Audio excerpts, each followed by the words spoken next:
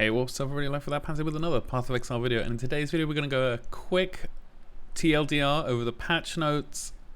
There's a lot to cover, so let's get straight into it. There's a Trickster Re-work that's looking particularly good. This is what it looks like. I'm going to have a link to this down in the doobly-doo downstairs. The polymath node, 3% more damage for each different type of master you have allocated on the passive tree. That's looking very strong. There's a +2 frenzy charge node over here, swift killer. Maybe lightning strike might work with this. And then there's suppressed spell damage over here and a few other really useful things. I think possibly you could also go with what do we have over at the, if you were to do lightning strike with the Trickster, then you could take Mistwalker over here, gain elusive on crit strike and 50% increased elusive effect.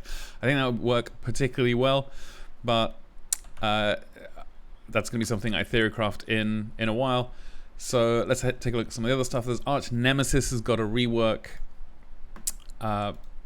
Basically, they're going to sort of slightly nerf Archnemesis a little bit, so it's going to be more consistent. It's going to feel more ramped up. You're not going to see Archnemesis modifiers or more than stacks of 1 on rare or magic monsters during the campaign. Then as you go into maps, you're going to see much more of them. There will be less rare monsters. They've rebalanced a load of league mechanics where it just spat out rare monsters like Abyss and beyond and a few others, and so that means Headhunter nerf again. But that's, like they say, the whole game can't be balanced around Headhunter. I totally agree. I just am sad that one of my favorite uniques is going to get a little bit less power, but there's going to be fewer rare monsters, but they're going to feel more impactful. Then we're getting a difference to Beyond. So Beyond is not going to be the same as it was. Basically, the Beyond character models, they're all gone. Hast, Hast, Naim, those unique monsters, they're gone. They are completely just kaput. They're not in the game anymore. They've basically taken Scourge stuff and they've said that, okay, the Scourge stuff is now the Beyond stuff. So that means if you get a map, I think I have one here, yeah, so slaying enemies close together has 13% chance to attract monsters from Beyond. If you have that on your map, then that means that you can get Scourge monsters in your map.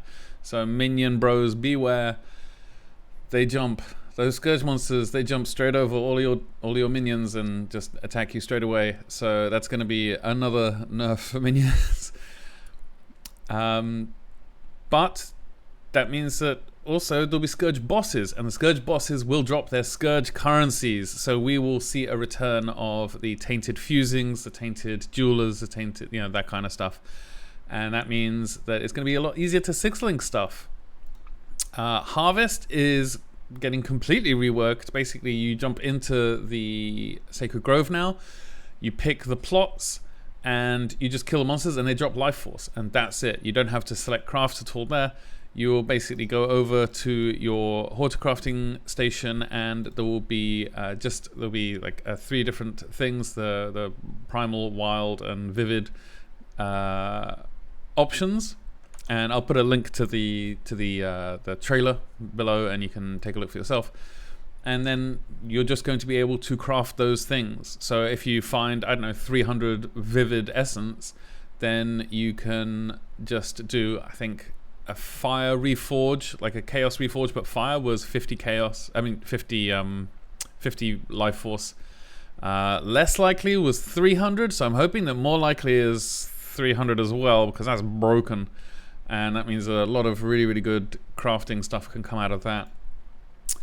They're going to boost the amount of tier 4 bosses you find. There's some passive reworks as well, because obviously you can't just change up Harvest that much to the point where everybody can now run Harvest. You just go in, you grab the stuff, and you leave. And it's not like Azurite. You can trade it. So even if you don't like Harvest that much, you can go in, kill monsters. You're not going to be stuck in there for an hour doing 30 crafts or getting scammed on TFT. You can just go in, drop the stuff, pick it up, put it in your tab. I think they said in the currency tab there's going to be, I guess, something around here, a little harvest section for the life force. There's going to be basically tier 1, 2, and 3 life force is the same thing, so that's vivid or primal, whatever.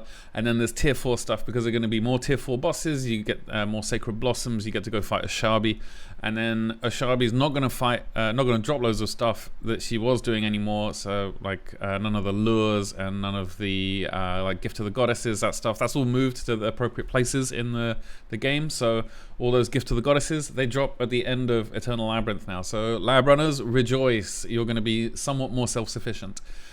You're going to have to trade less, which everybody loves trading less. But overall, I think this is a really, really good change for Harvest. I'm very much looking forward to it. Exalted and Divine Orbs, this one's really, really big. And to show you how big it is, this is the price of Divine Orbs in the last 12 hours since they announced. Basically, Exalted Orbs are not as good anymore. So Divine Orbs and Exalted Orbs have the same drop rate, but they're gonna take away Exalts from being meta mods, so all these suffixes cannot be changed. This is 2 Exalts. This is gonna be 2 Divines now.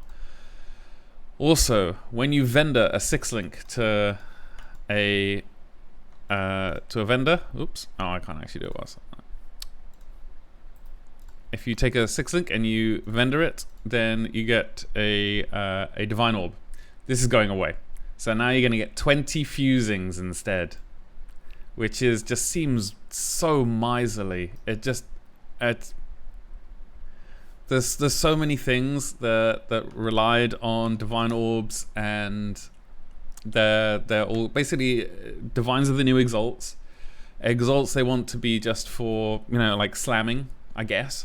There's a few, obviously there are a few recipes here that use Divines. I can't remember any off the top of my head, like stuff like attack speed, I think. But those are going to use Divines instead. So yeah, physical damage converted to fire, these things, these are going to use Exalts now. The ones that were, level of socketed AoE gems. The ones that used Divines previously, now are going to use Exalts, and that means that you're going to have less Divines for rolling unique items or for rare items. Exalts are going to be just for slamming stuff. I think Divines are going to be the default trade currency for after Chaos Orbs going forwards. They are already incredibly expensive, but RIP to Forbidden Shaco, forever in our heart. That's never going to be rolled again. Timeless jewels are not going to be rolled again. In SSF, I mean, I'm sorry SSF people, but metamodding is too valuable in SSF, and you're never going to do it. You're never going to like re-roll a timeless jewel ever again. Threads of Hope, similarly, they're going to be basically, they're going to be as they drop, and that's it. So that's a really, really big change. They actually, because they want the Divine Orb effect to be rarer, so unique items with good rolls matter more, and then they want people to exalt craft. So they're going to get their wish. It's going to be a bit of a bitter pill to swallow, I think. I think 20 fusings it costs 1,500 fusings to 6-link something. 20 fusings is not enough, honestly. I think they should have been like 30 or 40 maybe. I find, say, maybe 2 Divines a day in farming, maybe 3 if I'm lucky, but I find 26 links. And I'm not asking for Divines, I just think that fusings should be somewhat more common. With the return of the Scourge currency, they also said that they're rebalancing the Scourge currency, so maybe it's not going to be 50-50 anymore to when you add a jeweler. When you add a socket or you add a link, maybe it's not going to be 50-50 anymore, so that's going to be a bit of a shame. The rebalance of the unique items, it's generally good. There's only a few that are like the Victario's Flight where they've actually nerfed it. The fated uniques, basically they're just removing most of them. Some of them they have done the old switcheroo, so they've changed. I think Wild Wrap and Brisk Wrap are getting that treatment, so we are instead just disabling fated uniques from dropping. So you're not going to get a brisk wrap anymore, but you'll get a wild wrap, and a wild wrap will have the same mods that a brisk wrap did, that kind of stuff. Yeah, the defenses, again, we've gone through this before. Spell suppression is moving more to the tree. That's generally good. I play a lot of right-hand side of the tree characters, so that's, you know, for me, that's pretty good. Defiance Banner, Wind Dancer, yeah, they're changing those things around. The minion balances, actually, it just means, it seems like the minion stuff is not as terrible as first thought, because they've shown a few of the minion items. But it's still, basically, you can't have a minion skill that just relies on gem levels and ascendancy nodes and passive nodes. You have to invest quite heavily in your gear now. But like, you know, like most of the stuff. Caustic Explosion, Fire Trap, yeah, so DD's still dead, Fire Trap's still fine. I mean, you know, RF Inquisitor is still fine. Trap Duration and Cooldown is still, you know, whatever. Seismic Trap, they put it in the ground, 30% less damage overall at Seismic Trap, so 30% longer to kill anything. I don't think it's actually in the ground. They took it out back, and it came out. It came around the corner again with just like missing a finger or two. I think it's going to be fine. Explosive Arrow's going to be still pretty strong. The Cast on Death stuff is gone. There are a few other things here, but yeah, the Ascendancy balance, the Trickster is looking very, very strong. I'm quite optimistic about it. Chieftain Pathfinder, also some good stuff there. So slams now deal 100% more damage, which is just a double slam buff. And then when it comes to Omni, still Omni is... honestly, they made Ashes insanely good now, because they remove 15% mana reservation efficiency of skills mastery from the tree. Ashes has 20% mana reservation efficiency of skills. Omni is kneecapped a little bit. It's going to feel a bit difficult, I think, with that. Meldings, you know, we've seen all these things before. The meldings going to get -4 to -6 on it to the top end. There's a few other things in here that were interesting. The Molten Shell buff effect, basically, they just removed it. I really like this because, yeah, they said a player could reasonably assume that this buff, in this context, applies the amount of armor granted, the percentage of damage absorbed by the buff, and the maximum amount of damage absorbed by the buff. This is totally exactly what I thought. It didn't. And so instead of changing it to reflect that, they just removed it instead.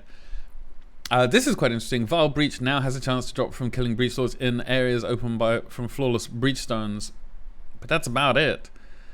That's a shame. Recombinators, they're going. Existing Recombinators and Permanentlies can no longer be used on mirrored items, so they're going to be less expensive now in standard. They're falling in value quite a bit. And then there's a few, you know, there's some maps that are leaving us, and some maps that are joining us. Sadly, Tropical Island's gone, Toxic Sewer's gone. What's the other one? Oh yeah, City Square is gone. Ugh, Beach is gone. Some of the really good maps. Glacier Farming is gone. Goodbye Glacier Farming. And we're getting Leyline. I think that's the best one. Yep. Anyway, there's a few other things here. There's the Kirak stuff is great. Expedition is going to be nice. 2C Essence. This is going to be Essence Chef's Kiss Farming League. There's actually some UI stuff which is really nice.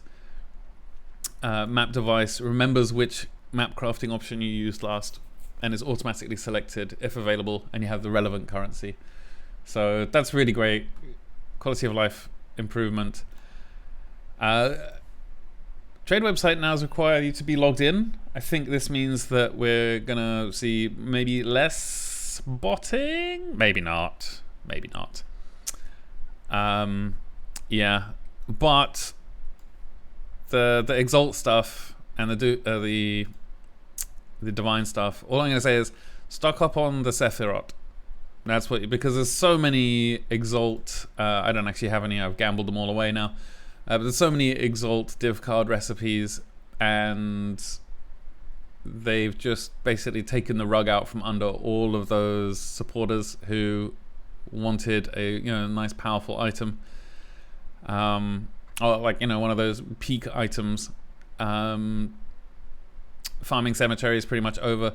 You're going to be looking for Sephiroth cards now, because they're going to be the big things, and you get those from Dominus Ascendant, Hallowed Husk, and High Templar. So one of them is Villa, which is on the Atlas now. So this is map boss drop. You get it from Villa. You can get it from Palace. That's basically it. That's where you get those cards, and also, obviously stack decks. So yeah, what can you expect from this channel going forwards for the next week? Basically, as soon as I've cut this and I've uploaded this to YouTube, I'm going to start recording the first build guide, which is going to be deck stacking, Hierophant, Iron Commander, Siege Ballista. Almost completely untouched in the patch notes, apart from the fact that the body armor is, I think we were using a Brisk Wrap or a Wild Wrap, whichever one is the fated version. It's going to be, just as good, but it's going to be more common, I think, or it's going to be easier to get hold of. Then we got some tips and tricks videos, like really useful vendor recipes.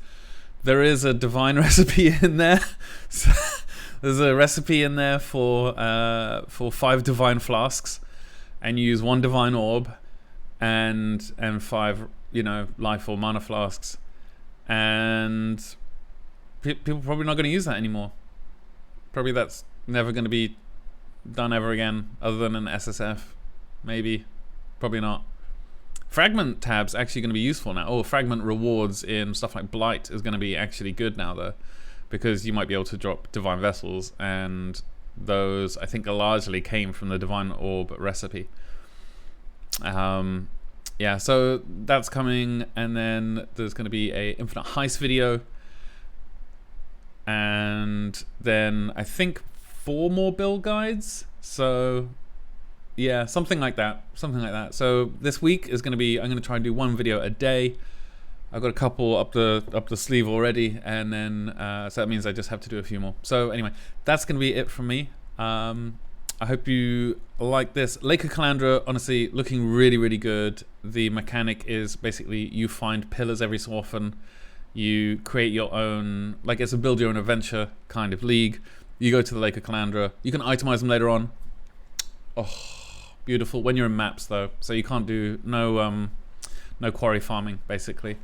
Because if you do it in quarry, then you have to do it when you're in the quarry. But so like the portal opens there, and if you don't use it, you lose it.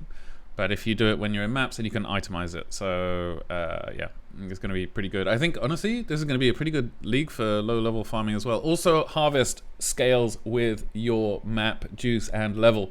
So if you're doing a regular no fluff white tier, if you're like Quinn 69, you're just transmuting going your white maps, then you're going to get not much out of it, not much juice. But if you are doing tier 16 juiced maps, then you're going to get more out of it. You're going to get a lot more. But yeah, I love you all very much. I hope you're kind to everyone you meet, and I'll see you in the next one. Thanks so much.